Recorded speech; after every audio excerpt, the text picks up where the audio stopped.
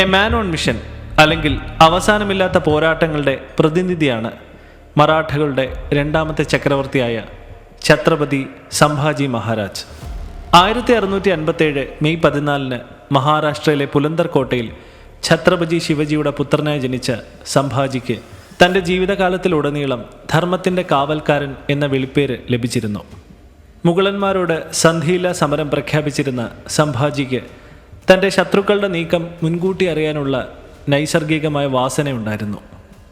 മഹാനായ പിതാവ് ഛത്രപതി ശിവജിയുടെ പുത്രനായ സംഭാജിയെ ചരിത്രത്തിൽ വളരെ ദുർബലമായാണ് വ്യാഖ്യാനിച്ചിരിക്കുന്നത്. വിക്കി കൗശൽ നായകനായി ഈയിടെ പുറത്തിറങ്ങിയ ഛാവ എന്ന ചലച്ചിത്രം അദ്ദേഹത്തിനുള്ള സമർപ്പണമാണ്.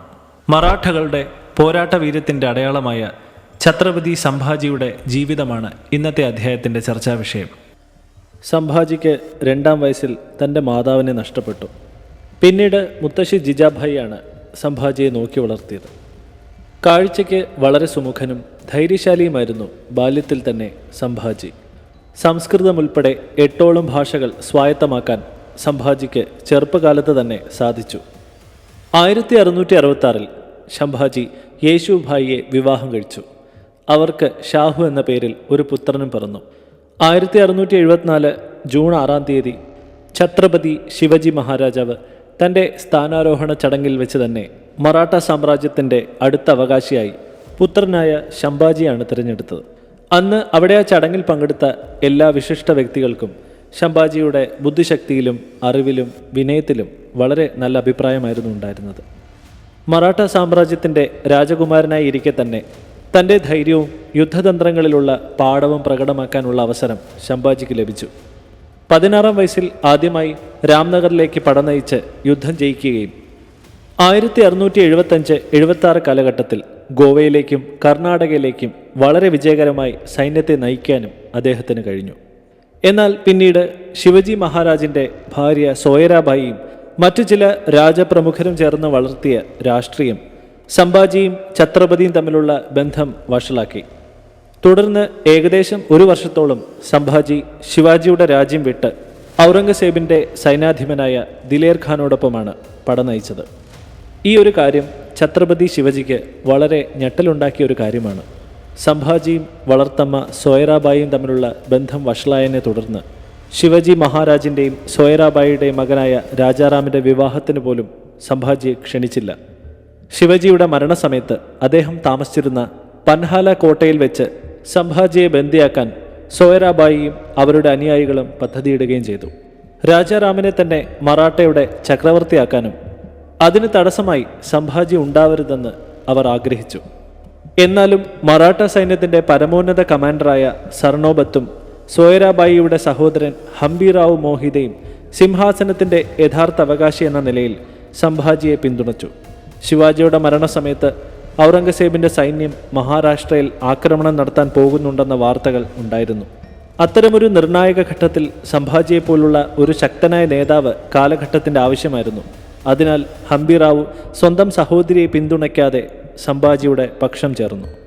1681 മറാഠ സിംഹാസനത്തിലേക്ക് കയറാൻ സംഭാജിക്ക് കഴിഞ്ഞത് പ്രധാനമായും ഹംബിറാവുവിൻ്റെ പിന്തുണ മൂലമാണ്. മറാഠ സംസ്ഥാനത്തിൻ്റെ ചക്രവർത്തിയായി ഭരണത്തിലേറിയതിനെ തുടർന്ന് മുഗൾ ചക്രവർത്തി ഔറംഗസേബിൻ്റെ 8 ലക്ഷം വരുന്ന ശക്തമായ സൈന്യത്തെ ധീരമായി നേരിടാനും നിരവധി മുഗൾ പ്രഭുക്കന്മാരെ യുദ്ധകളത്തിൽ വെച്ച് പരാജയപ്പെടുത്താനും സംഭാജിക്ക് കഴിഞ്ഞു. ഈ പോരാട്ടങ്ങളുടെ ഫലമെന്നോണം മഹാരാഷ്ട്രയിലെ യുദ്ധങ്ങളിൽ നിന്ന് ഔറംഗസേബ് പിൻവാങ്ങി. ഇന്ത്യയുടെ ബാക്കി ഭാഗങ്ങൾ ഔറംഗസേബിൻ്റെ സ്വേച്ഛാധിപത്യത്തിൽ നിന്ന് വളരെ കാലം സ്വതന്ത്രമാക്കി. സംഭാജി മഹാരാജിൻ്റെ ഏറ്റവും വലിയ നേട്ടമായി ഇതിനെ കണക്കാക്കാം. ഛത്രപതി ശിവജിയെ പോലെ സംഭാജി മഹാരാജ് ഔറംഗസേബുമായി ഒരു ഒത്തുതീർപ്പിലെത്തി ഒരു ഉപരാജാവാകാനുള്ള അദ്ദേഹത്തിൻ്റെ നിർദ്ദേശം അംഗീകരിച്ചിരുന്നെങ്കിൽ അടുത്ത 2-3 വർഷത്തിനുള്ളിൽ ഔറംഗസേബ് വീണ്ടും ഉത്തരേന്ത്യ പിടിച്ചടക്കുമായിരുന്നു. എന്നിരുന്നാലും സംഭാജി മഹാരാജിൻ്റെയും മറ്റു മറാഠ ഭരണാധികാരികളുടെയും പോരാട്ടം കാരണം ഔറംഗസേബ് 27 വർഷക്കാലം ദക്ഷിണേന്ത്യയിൽ യുദ്ധങ്ങളിൽ കുടുങ്ങി. 1682 മുഗളന്മാർ മറാഠ കോട്ടയായ രാംസജ്ജിൽ ഉപരോധം നടത്തി. 5 മാസത്തോളം തുടർന്ന ഈ ശ്രമങ്ങൾക്ക് ശേഷം മതിലുകളെ കീഴടക്കാൻ കഴിയാതെ മുഗളന്മാരുടെ ഉപരോധം പരാജയപ്പെട്ടു. ഔറംഗസേബ് മറാഠ സാമ്രാജ്യത്തെ എല്ലാ ദിശകളിൽ നിന്ന് ആക്രമിക്കാൻ ശ്രമിച്ചു.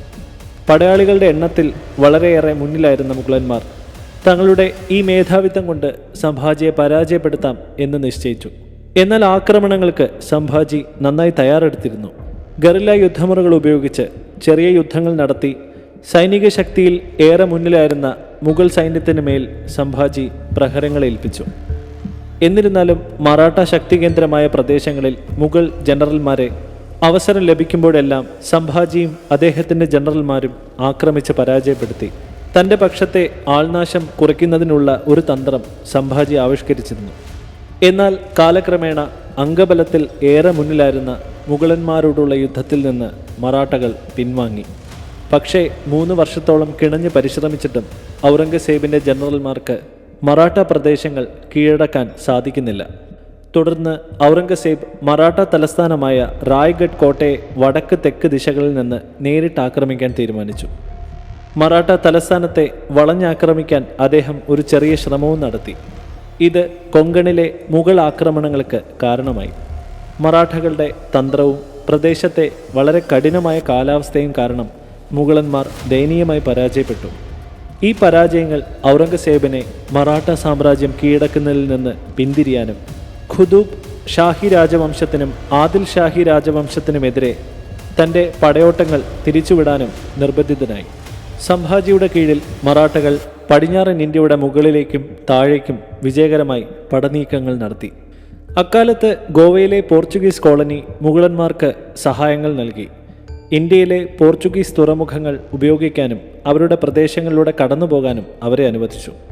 മുഗളർക്കുള്ള ഈ പിന്തുണ നിഷേധിക്കുന്നതിനായി സംഭാജി 20,000 മറാഠ സൈനികരുമായി പോർച്ചുഗീസ് പ്രദേശങ്ങളായ ബാർഡസ്, സാൽസൈറ്റ് എന്നിവ ആക്രമിച്ചു. 1684 ജനുവരിയിൽ മുഗൾ സൈന്യത്തിൻ്റെയും നാവികസേനയുടെയും വരവോടെ സംഭാജിയുടെ ഗോവ ആക്രമണം തടസ്സപ്പെട്ടു. ഇത് അദ്ദേഹത്തെ പിൻവാങ്ങാൻ നിർബന്ധിതനാക്കി. അതേസമയം 1684 സംഭാജി ബോംബെയിൽ ഇംഗ്ലീഷുകാരുമായി ഒരു പ്രതിരോധ ഉടമ്പടിയിൽ ഒപ്പുവെച്ചു. ഇംഗ്ലീഷ് ആയുധങ്ങളുടെയും വെടിമരുന്നിൻ്റെയും ആവശ്യകത അദ്ദേഹം മനസ്സിലാക്കി. പ്രത്യേകിച്ച് പീരങ്കികളുടെയും സ്ഫോടക വസ്തുക്കളുടെയും അഭാവം മറാഠ കോട്ടകൾ ഉപരോധിക്കാനുള്ള കഴിവിന് തടസ്സമായി നിൽക്കുന്നുവെന്ന് സംഭാജി മനസ്സിലാക്കി. അങ്ങനെ കൂടുതൽ ശക്തി പ്രാപിച്ച സംഭാജി പ്രതാപ്ഗഡ് തുടങ്ങിയ അനേകം കോട്ടകൾ പിടിച്ചെടുത്തു.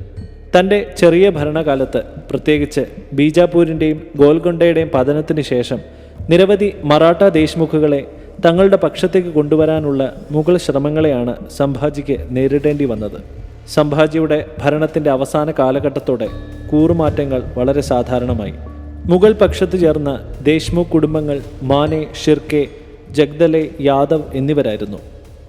1687 വായ് യുദ്ധത്തിൽ മറാഠ സൈന്യത്തിലെ പ്രധാന കമാൻഡറായ ഹംബിറാവ് മോഹിതെ കൊല്ലപ്പെടുകയും സൈന്യം മറാഠ സൈന്യങ്ങളെ ഉപേക്ഷിക്കാൻ തുടങ്ങുകയും ചെയ്തു.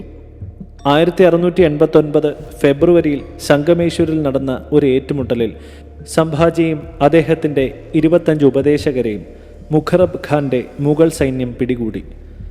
അദ്ദേഹത്തിൻ്റെ ഉപദേശകനായ കവി കലാഷിനെയും ബഹാദുർഗഡിലേക്ക് കൊണ്ടുപോയി. സംഭാജിയെയും കവി കലാഷിനെയും ഔറംഗസേബിൻ്റെ നേതൃത്വത്തിൽ 2 ആഴ്ചയിലേറെ ക്രൂരമായി പീഡിപ്പിച്ചു. 1689 മാർച്ച് 11 പൂനെക്കടുത്തുള്ള ഭീമ നദിയുടെ തീരത്ത് വെച്ചാണ് മറാഠ ചക്രവർത്തി ഛത്രപതി സംഭാജിയുടെ വധശിക്ഷ ഔറംഗസേബ് നടപ്പാക്കിയത്. പിതാവ് ഛത്രപതി ശിവജിയെപ്പോലെ വിദേശ ശക്തികളുടെ ഇടപെടലുകളിൽ നിന്ന് വിമുക്തമായ സ്വതന്ത്രമായ ഭരണം എന്ന ആഗ്രഹം ഉൾക്കൊണ്ട് തൻ്റെ സാമ്രാജ്യത്തെ മുന്നോട്ട് നയിച്ച സംഭാജി തുടർച്ചയായ 9 വർഷം വിശ്രമമില്ലാതെ ഔറംഗസേബിനോട് യുദ്ധം ചെയ്തു. അത്രത്തോളം തന്നെ വെല്ലുവിളികൾ സംഭാജിയുടെ സാമ്രാജ്യത്തിന് നേരെ ഉണ്ടായിരുന്നു. പിതാവ് ശിവജിയുടെ നയതന്ത്രത്തിന് പ്രാധാന്യം നൽകിയുള്ള ഭരണത്തിന് തികച്ചും വിപരീതമായി ശത്രുക്കളെ ആക്രമിക്കുക എന്ന രീതിയായിരുന്നു സംഭാജിക്ക്. മുഗൾ സാമ്രാജ്യത്തിന് പുറമെ സിന്ധി, ബ്രിട്ടീഷ്, പോർച്ചുഗീസ്, ഫ്രഞ്ച് തുടങ്ങി പ്രാദേശിക മറാഠ സർദാർമാരോടും സംഭാജിക്ക് നിരന്തരമായ യുദ്ധത്തിൽ ഏർപ്പെടേണ്ടി വന്നു. മുഗളന്മാരോട് സന്ധി ചെയ്യാൻ ഒരിക്കലും സംഭാജി ഒരുക്കമായിരുന്നില്ല എന്നത് ഔറംഗസേബ് അദ്ദേഹത്തെ ശിവാജിയേക്കാൾ വലിയ ശത്രുവായി കാണാൻ കാരണമായി. മുഗൾ ആസ്ഥാനങ്ങളായ ബുർഹാൻപൂർ, സൂറത്ത് എന്നിവിടങ്ങളിലേക്ക് സംഭാജി നയിച്ച ആക്രമണങ്ങളാണ് അദ്ദേഹത്തെ മുഗളന്മാർ കൂടുതൽ ഭയപ്പെടാൻ കാരണം. തൻ്റെ ഒരേയൊരു ഭാര്യയായ യേശുഭായിയെ തൻ്റെ അസാന്നിധ്യത്തിൽ ഭരണത്തിലേക്ക് കൊണ്ടുവന്നത് സംഭാജിയുടെ സ്ത്രീപക്ഷ മനോഭാവത്തിൻ്റെ ദൃഷ്ടാന്തമാണ്. അതേസമയം തൻ്റെ മന്ത്രിമാരെ അദ്ദേഹം ഏറെ അവിശ്വസിച്ചിരുന്നു. ഔറംഗസേബിൻ്റെ പിടിയിലകപ്പെട്ട് 1689 മരണം വരിച്ചപ്പോഴും മറാഠ സാമ്രാജ്യത്തെ പരാജയപ്പെടുത്താൻ ഔറംഗസേബിന് പൂർണ്ണമായി സാധിക്കുന്നില്ല. മറാഠ സാമ്രാജ്യത്തിൻ്റെ പോരാട്ട വീര്യം താരാഭായ്, ഛത്രപതി ഷാഹു മഹാരാജ് എന്നിവരിലൂടെ തുടർന്നുകൊണ്ടിരുന്നു.